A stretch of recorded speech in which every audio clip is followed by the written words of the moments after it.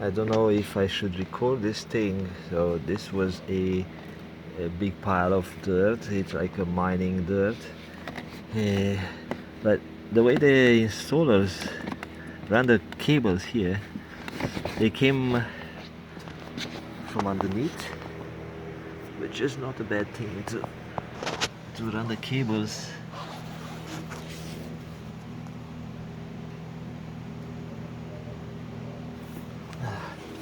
Most people do that, and they came inside here, and you can see this was soaked. I had to kind of get rid of the extra water. Was like a lot of water puddling here.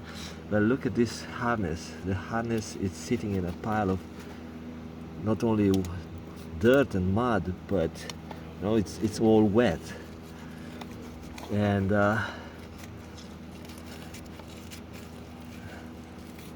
see, the water comes not only from here, but also when people leave the doors open and stuff, so it comes through here. But lots of water comes from here because when you drive with high speed on a highway, you put some pressure and the water sneaks in here through these holes.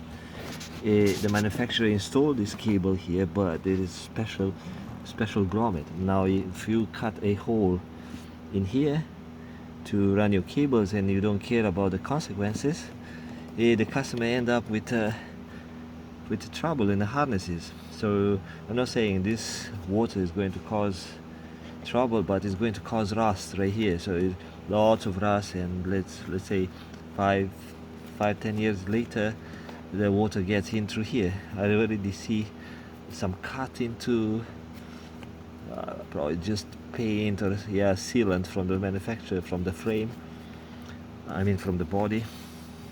But now it's clean.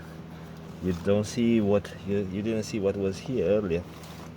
So should I clean? Should I leave it like that? If I want to put some sealant there, it won't stick because it's all wet. So I have to kind of blow it drier a bit after first cleaning the surface as much as I can. But it's a mess. That's a Chevrolet big truck.